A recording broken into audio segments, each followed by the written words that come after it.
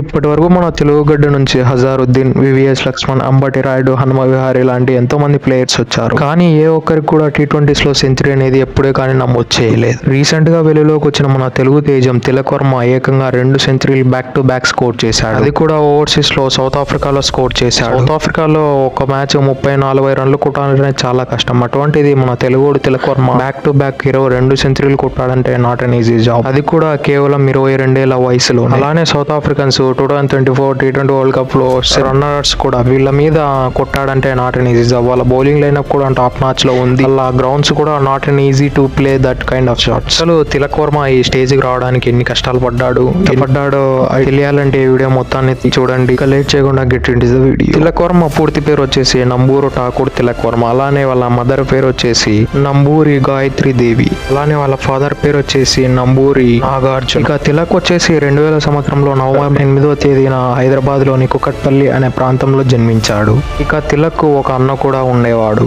తిలక్ వాళ్ళ ఫ్యామిలీ ఒక మధ్యతరగతి కుటుంబం కావడంతో సొంతిండ్లు కొనుక్కోవడానికి డబ్బులు లేక అద్దీంట్లోనే నివసించేవారు. తిలక్ వర్మ వాళ్ళ నాన్నగారు సొంత ఊరు వచ్చేసి మేడ్చల్, అలానే వాళ్ళ అమ్మగారి సొంత ఊరు వచ్చేసి భీమవరం.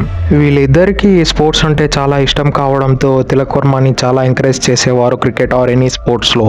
పైగా తిలక్ వర్మ వాళ్ళ అమ్మగారు అయితే ఆమె రాష్ట్ర స్థాయి రన్నింగ్ పోటీల్లో కూడా పాల్గొనిందంట. అలానే వాళ్ళ నాన్నగారు కూడా రాష్ట్ర స్థాయి అథ్లెట్ ప్రోగ్రామ్స్ లో పాల్గొన్నాడట. అలానే వాళ్ళ అన్న కూడా రాష్ట్ర స్థాయి బ్యాట్స్మెన్ కావడంతో పూర్తి ఫ్యామిలీ మొత్తం స్పోర్ట్స్ ఫ్యామిలీ కావడంతో తిలక్ వర్మని బాగా ప్రోత్సహించేవారు. ఈవెన్ తిలక్ వర్మ కూడా ఇనిషియల్లీ అన్ని గేమ్స్ ఆడేవాడు, ఒక క్రికెట్ అని కాదు. ఇక మెల్లిగా పోను సచిన్ టెండూల్కర్, వివిఎస్ లక్ష్మణ్, రాహుల్ ద్రావిడ్ వంటి ప్లేయర్లను చూసి తను కూడా క్రికెట్ రావాలని అనుకున్నాడు. అక్కడితో తిలక్ వర్మ 7 ఏళ్ళు ఉన్నప్పుడు టెన్నిస్ బాల్ క్రికెట్ ఆడడం స్టార్ట్ చేశాడు. అతడైతే ఆడిన ప్రతి మ్యాచ్ లో టెన్నిస్ బాల్లో ప్రతి గల్లీలో అతడు ఒక టాప్ ప్లేయర్ గా నిలబడేవాడు. ఇక 3 ఏళ్ళు గల్లీ క్రికెట్ ఆడిన తర్వాత వాళ్ళ నాన్నగారికి ఇరుగు పొరుగు వాళ్ళు మీ కొడుకు మంచిగా ఆడుతున్నారు, కోచింగ్ లో జాయిన్ చేయండి అని చెప్పగా అతడు కూడా ఒక స్టాండ్ తీసుకొని ఇక తిలక్ వర్మ వాళ్ళ తండ్రి గారు కూడా తనలోని టాలెంట్ ని చూసి అకాడమీలో జాయిన్ చేద్దామని ఫిక్స్ అయిపోయారు. కానీ తిలక్ వర్మ వాళ్ళ ఫ్యామిలీ ఆర్థికంగా అంత పెద్ద ఫ్యామిలీ కాకపోవడంతో తండ్రి గారు అయిన నాగార్జున గారే ఒక్కరే పని చేసి ఫ్యామిలీని మొత్తం నడిపిస్తూ ఉంటారు కాబట్టి అలానే పిల్లల స్కూల్ ఫీజులు ఇటువంటివి ఎన్నో భారంగా మారుతాయని చాలా ఆలోచించాడు. కానీ అతడు ఒకసారి మళ్ళీ నా పిల్లల కోసమే కదా ఇదంతా చేసేదని ఆలోచించి అతడు ఓవర్ డ్యూటీస్ చేసి మరీ తిలక్ వర్మని కోచింగ్ లో జాయిన్ చేశాడు 10 ఏళ్ల వయసులో ఉన్నప్పుడు. లింగంపల్లిలోని లిగాల కోచింగ్ అకాడమీలో తిలక్ వర్మని వాళ్ళ నాన్నగారు జాయిన్ చేశారు. ఇక్కడ జాయిన్ అయినా కూడా తిలక్ వర్మకి అంత ప్రాపర్ గా కోచింగ్ దొరికేది కాదు. ఎందుకంటే వాళ్ళ నాన్నగారు అంత మాత్రమే సంపాదిస్తూ ఉండేవారు కాబట్టి అతడు ఎక్కువగా సంపాదించేవారు కాదు. కాబట్టి అతడికి బ్యాటింగ్ మరియు క్రికెట్ ఎక్విప్మెంట్ కి డబ్బులు సరిగ్గా సరిపోకపోవడంతో అతడు చాలా వరకు అతని క్రికెట్ కోచింగ్ అనేది సాఫీగా జరగలేదు. సరిగ్గా ఇదే సమయంలో తన చిన్ననాటి కోచ్ అయిన సలీం బయాజ్ గారు తిలక్ కి అండగా నిలిచారు. తిలక్ లోని టాలెంట్ ని గుర్తించి తిలక్ కి ఒక గొప్ప ప్లేయర్ అవుతాడని తన నాన్నగారికి చెప్పాడు. అలానే తిలక్ కు కావాల్సిన వస్తువులతో పాటు అలానే అతనికి వసతులు అన్ని సమకూర్చాడు తన చైల్డ్ హుడ్ కోచ్ అయిన సల్లే. అలానే తిలక్ వర్మ బ్యాట్ విరిగిపోయినప్పుడు అతని దగ్గర ఉన్న ఒక స్పేర్ బ్యాట్ ని కూడా ఇచ్చి అతని కోచింగ్ కు ఎటువంటి అంతరాయం కలగకుండా ఇతడు ఎంతో సహాయం చేశాడు తిలక్ వర్మకి, అతని చైల్డ్ హుడ్ కోచ్. తిలక్ చదువుతున్న క్రిస్టియన్ మోడల్ స్కూల్లో ప్రిన్సిపల్ గారు అయిన డాక్టర్ కాజా గారు కూడా చాలా బాగా సపోర్ట్ చేసేవారు. ఎలా అంటే సలీం మరియు తిలక్ వర్మ కలిసి మన స్కూల్ ని ఎంతో గొప్ప స్థాయిలోకి తీసుకెళ్తారు అని ఇలాగా ఎంతో సపోర్టివ్ గా నిలిచేవాడు. ఇక తిలక్ చిన్నప్పటి నుంచి సలీం దగ్గర కోచింగ్ నేర్చుకుంటూ అలానే బ్యాటింగ్ మరియు ఫాస్ట్ బౌలింగ్ వేసేవాడు.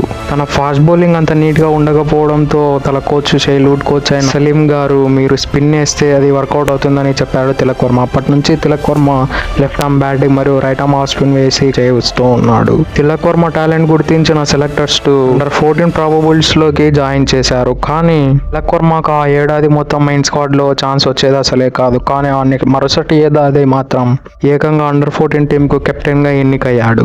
ఇక తను ఆడిన ప్రతి డొమెస్టిక్ సీజన్ లో తనే హైయెస్ట్ స్కోర్ గా నిలబడుతున్నాడు సౌత్ జోన్ తరపు నుంచి. సౌత్ జోన్ నుంచి హైయెస్ట్ స్కోరరే కాకుండా అతని ఫీల్డింగ్ తో పాటు మరియు అతని కెప్టెన్సీతో పాటు ఎంతో మందిని అబ్రహించి పాడిచాడు. ఆ తర్వాత తిలక్ వర్మ అతి చిన్న ఏజ్ లోనే ఇండియాకి ఆడాలనే సంకల్పంతో అండర్-16 లోకి కూడా చాలా కన్సిస్టెంట్ గా పరుగులు సాధించేవాడు.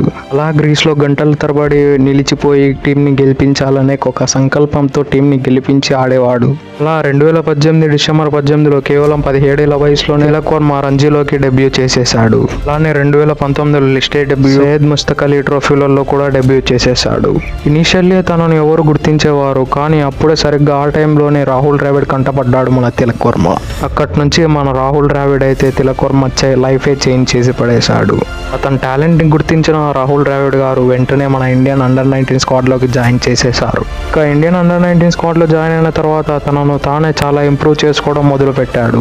ఆ సౌత్ ఆఫ్రికాలో జరిగిన క్వాడ్రాంగిల్ సిరీస్ లో 181 రన్స్ కొట్టి 4 వికెట్లు ఆ సీజన్ లో ప్లేయర్ ఆఫ్ ద సిరీస్ గా నిలబడ్డాడు. 2020లో జరిగిన అండర్-19 వరల్డ్ కప్ లో తిలక్ వర్మ అనుకున్నంత బాగా పర్ఫామ్ చేయలేదు, కానీ ఆ సీజన్ లో పర్ఫామ్ చేసిన రవి బిష్ణోయ్ మరియు యశస్వి జైస్వాల్ అయితే వెంటనే ఐపీఎల్ లోకి వచ్చారు. కానీ ఆ సీజన్ లో రిజిస్టర్ చేసుకున్న తిలక్ వర్మను మాత్రం ఎవరే కానీ కొనుక్కోలేదు.